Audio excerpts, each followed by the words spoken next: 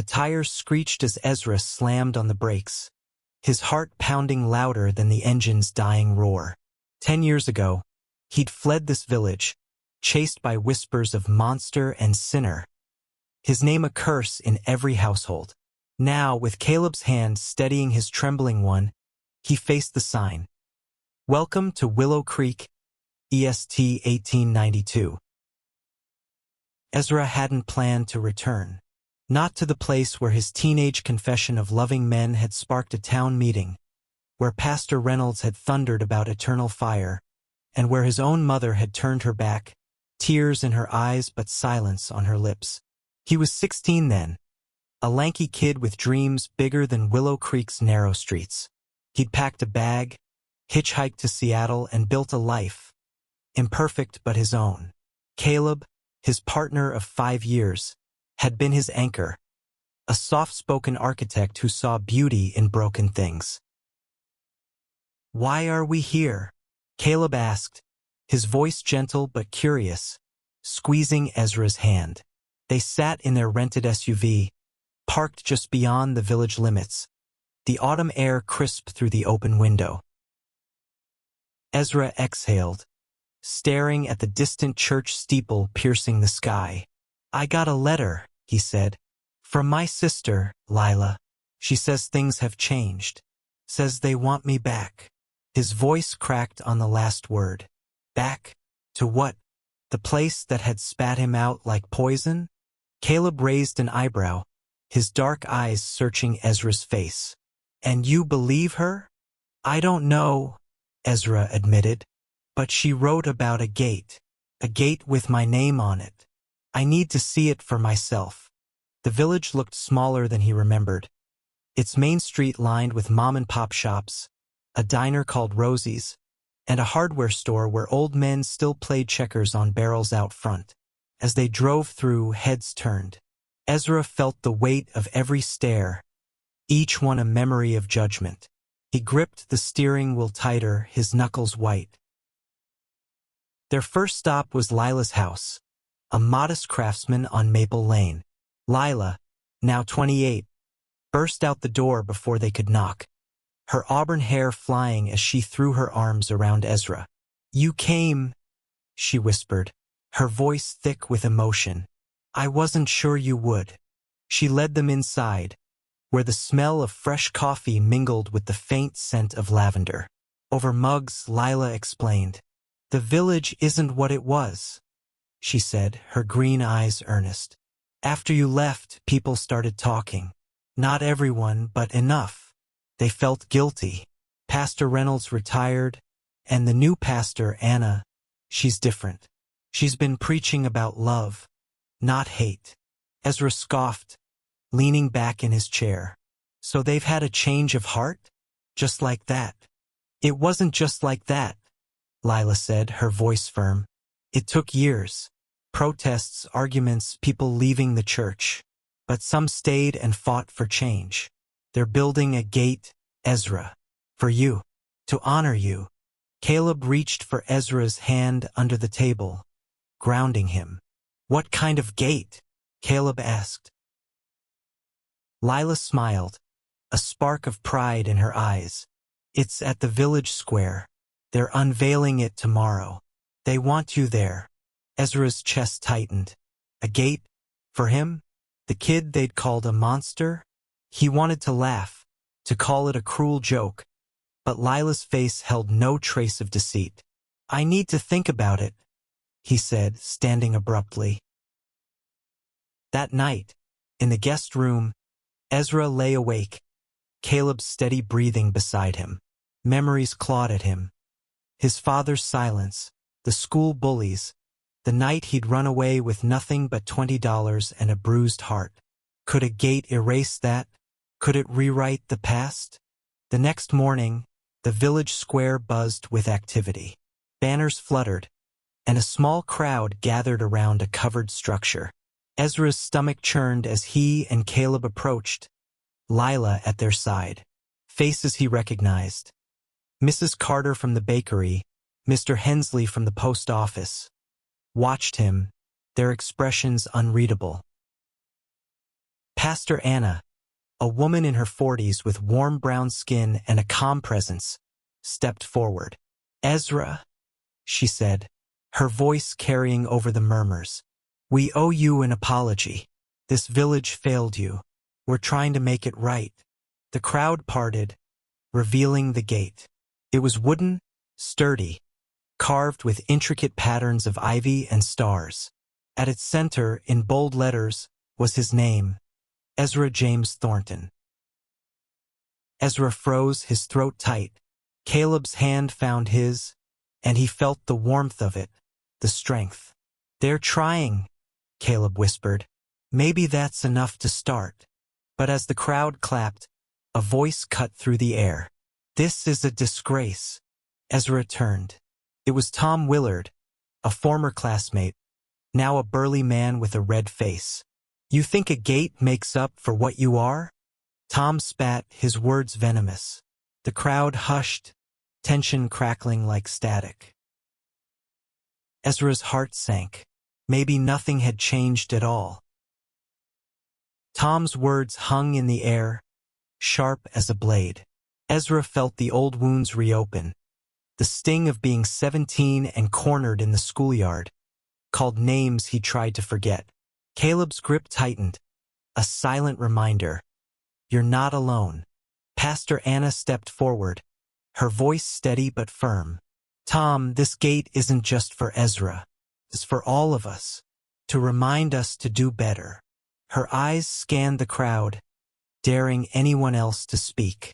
Most looked away, but a few nodded, their faces soft with something like regret. Tom scoffed, crossing his arms. "You're all fools. This town doesn't need a monument to him." He stormed off, a handful of others trailing behind, muttering. Ezra's chest ached, but Lila touched his arm. "He doesn't speak for everyone," she said. "Look around." He did. There were faces he didn't expect. Old Mrs. Carter, who'd once refused to sell him bread, now smiled faintly. Jake Hensley, who'd been one of the bullies, stood at the back, his head bowed. A teenage girl with blue hair held a sign. "Love is love." Pastor Anna gestured to the gate. "Ezra, would you say a few words?" He froze. "Speak? Here? In front of the people who'd driven him away?" Caleb nudged him gently, his eyes warm with encouragement. Ezra took a deep breath and stepped forward, his boots heavy on the cobblestone. "I never thought I'd come back," he began, his voice rough. "This place, it broke me. You broke me." The crowd shifted, uneasy, but he pressed on. "I was a kid, scared and alone, and you made me feel like a monster, but I survived. I built a life. I found love." He glanced at Caleb, who smiled, and something in Ezra steadied. "If this gate means you're sorry, fine, but it's not enough. You have to live it, every day." Silence followed, heavy but not hostile. Then Mrs. Carter clapped, slow and deliberate. Others joined, a ripple growing into a wave. Ezra's throat burned, and he stepped back, Caleb's arm around his shoulders. After the ceremony, people approached, awkwardly at first, offering apologies, handshakes, even hugs. Jake Hensley lingered at the edge, his hands stuffed in his pockets. When the crowd thinned, he walked up. "Ezra," he said, his voice low, "I was a jerk back then. I didn't know better. I'm sorry." Ezra studied him, the broad shoulders, the nervous eyes. "Why'd you do it?" he asked. Jake shrugged, pained. "I was scared too, of being different, of what people would think." Ezra nodded slowly. "Yeah, I get that." As Jake walked away, Lila pulled Ezra aside. "There's something else," she said, her voice low. "The town council's voting tonight. They're deciding whether to make Willow Creek a sanctuary for people like you. A safe place." Ezra's eyes widened. "A sanctuary? Here? It's not a sure thing," Lila admitted. Tom and his crowd are fighting it. They've got influence. Caleb frowned. What happens if they vote no? Lila hesitated. It'll be harder. For everyone. But especially for the kids here, the ones who are hiding who they are. That night, Ezra and Caleb sat in the town hall. A creaky building with wooden benches and faded American flags. The council, 5 members strong, sat at a long table. Tom was there, his face set, whispering to a councilman named Roger. The debate was heated. Pastor Anna spoke first, her voice ringing with conviction. This is about protecting our own. No one should live in fear for who they love. Roger, a grizzled man in his 60s, shook his head. This is a small town. We don't need outsiders telling us how to live. They're not outsiders, Anna countered. They're our kids, our neighbors, like Ezra was. Ezra felt every eye on him, but he kept his gaze on the council. Caleb's hand rested on his knee, a quiet strength. When the vote came, it was close, 3-2 against the sanctuary proposal. Tom smirked, and Ezra's heart sank. Outside, under the stars, Lila hugged him. It's not over, she said. We'll keep fighting. But Ezra wasn't so sure. As they drove back to Lila's, he stared at the gate in the rearview mirror, its letters glinting under the streetlights. A symbol of hope, or just a hollow gesture? Ezra couldn't sleep. The town hall's vote replayed in his mind. Each no, a hammer strike to the fragile hope he'd let himself feel. By dawn, he was outside, pacing Lila's backyard, the dew soaking his boots. Caleb found him, coffee mugs in hand. You're up early, he said, offering a mug. Talk to me. Ezra took the coffee, its warmth grounding him. I thought maybe they'd changed, he said. But it's the same. Tom, Roger, they're just louder versions of the past. Caleb sat on the porch steps, his expression thoughtful. Not everyone's like them. Lila's fighting. Anna's fighting. That girl with the sign, she's fighting. You saw the crowd yesterday. They clapped for you. Ezra shook his head. Clapping's easy. Changing's hard. Before Caleb could reply, Lila burst out, her phone in hand. Ezra, you need to see this.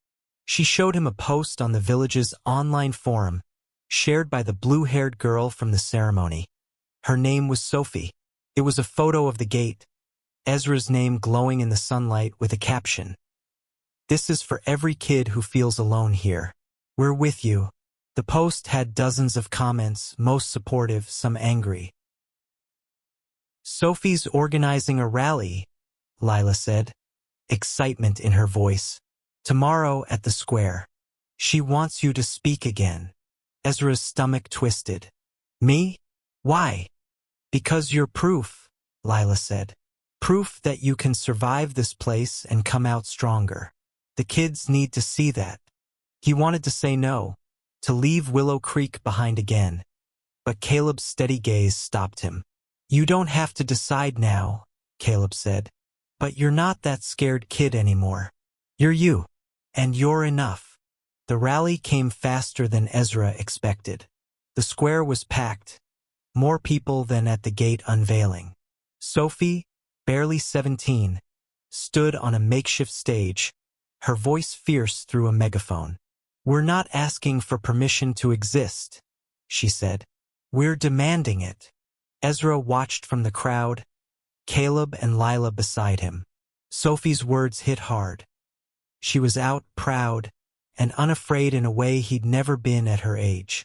When she called him up, the crowd parted, and he felt exposed, raw. He took the megaphone, his hands shaking. I left this place because I had to, he said, his voice carrying over the square.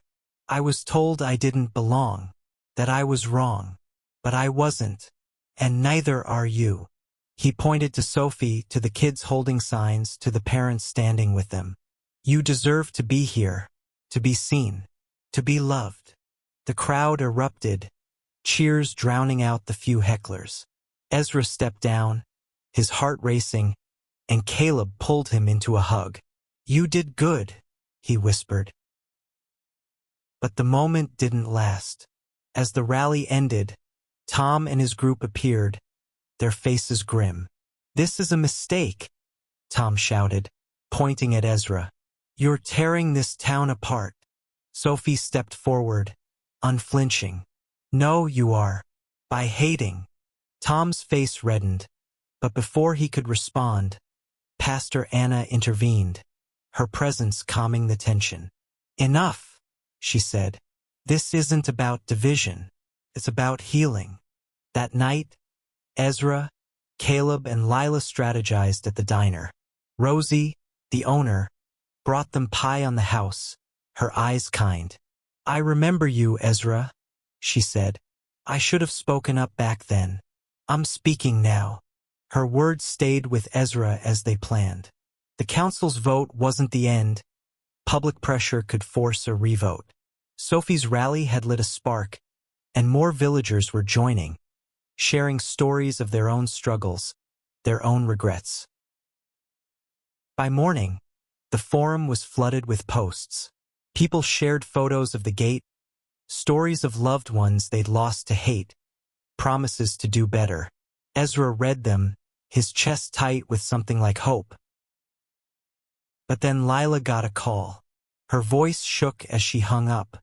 "Someone vandalized the gate," she said. "They spray-painted it. Called you what they used to call you." Ezra's heart plummeted. He grabbed his jacket. "I need to see it." The gate stood defiled, red paint dripping like blood over Ezra's name. The word monster screamed across the wood, jagged and cruel, a ghost of his past brought to life. Ezra stood frozen, the morning sun mocking the scene with its brightness. Caleb cursed under his breath, his hand on Ezra's shoulder. "This is low," he said, "even for them." Lila's eyes blazed. "It's Tom. I know it. Or one of his buddies." Sophie was already there, scrubbing at the paint with a rag, her blue hair tied back, her face set with determination. "We'll fix it," she said, not looking up. "They don't get to win."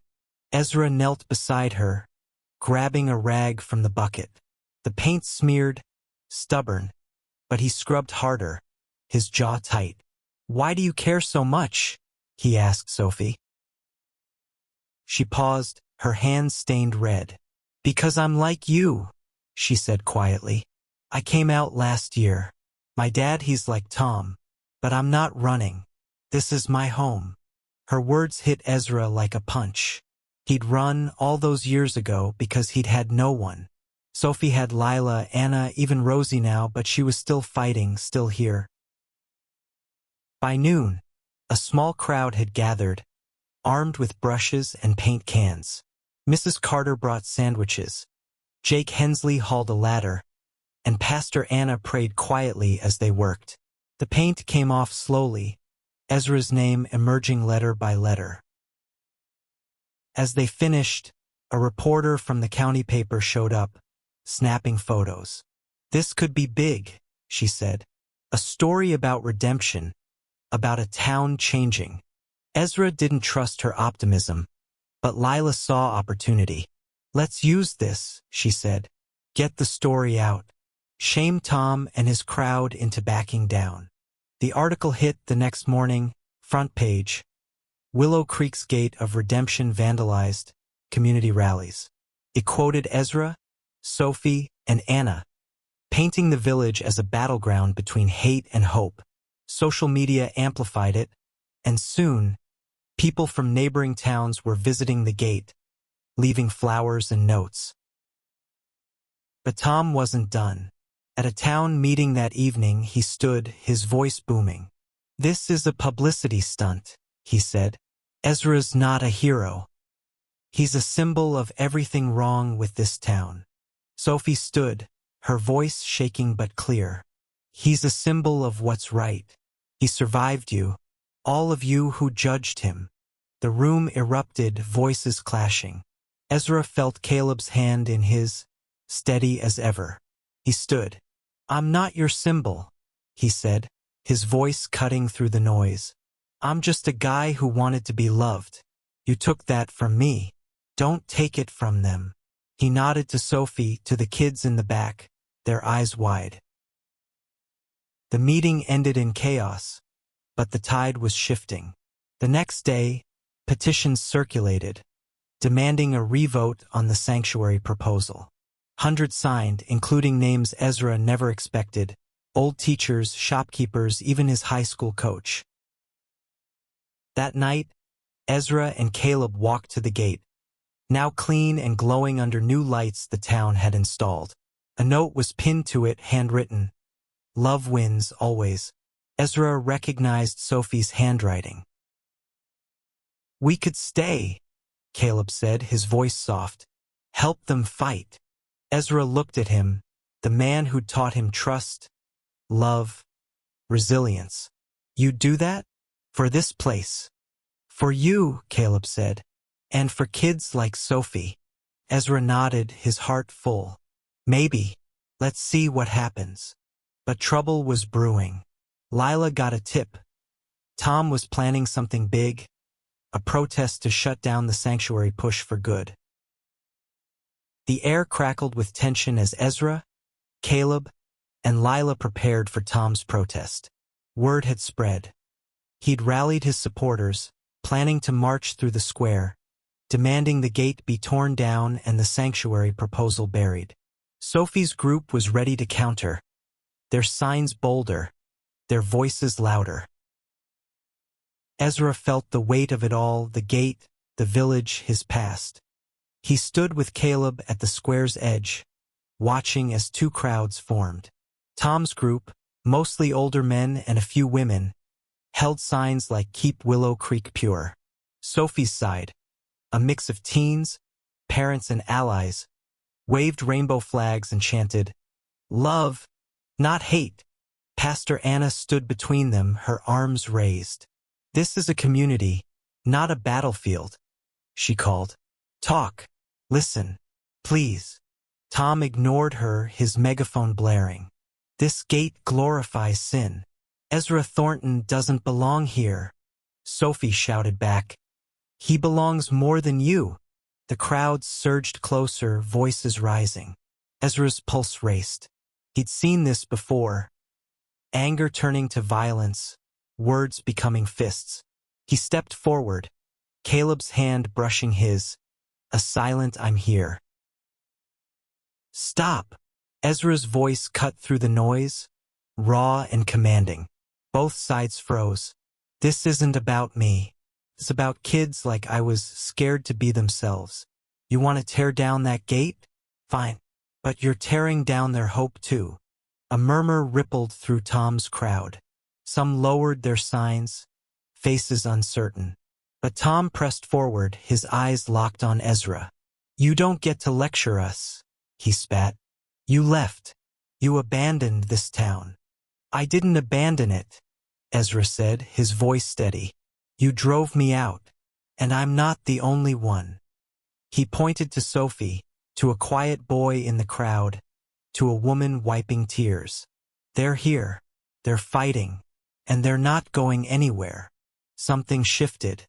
A man from Tom's side, Mr. Grayson, the old librarian, stepped away, joining Sophie's group. Others followed, one by one. Tom's face twisted, but his crowd was shrinking. The protest fizzled, Tom's megaphone falling silent. By dusk, Sophie's group was still there, singing, laughing, painting new signs. Ezra felt a hand on his shoulder, Jake Hensley. "I'm with you," Jake said. "For real this time." That night, the council announced a revote, set for the next week. The town was buzzing, the gate a focal point for both sides. Ezra and Caleb stayed at Lila's, planning with Sophie and Anna. Rosie brought food, Mrs. Carter donated paint, and even the reporter returned, promising another story. But Ezra couldn't shake the fear. What if they vote no again? He asked Caleb, lying in bed, the moonlight soft through the window. Then we keep fighting, Caleb said. You taught me that. Ezra smiled, pulling him close. When did I do that? Every day, Caleb said. Every time you chose to love me, despite this place. The revote came fast. The town hall was packed, standing room only. Ezra sat with Caleb, Lila, and Sophie, his heart in his throat. The council debated again, voices softer this time, more measured. Pastor Anna spoke last, her words simple. Do what's right. For Ezra. For all of us. The vote was 3-2 this time for the sanctuary. Cheers erupted, Sophie hugging Ezra so tight he could barely breathe.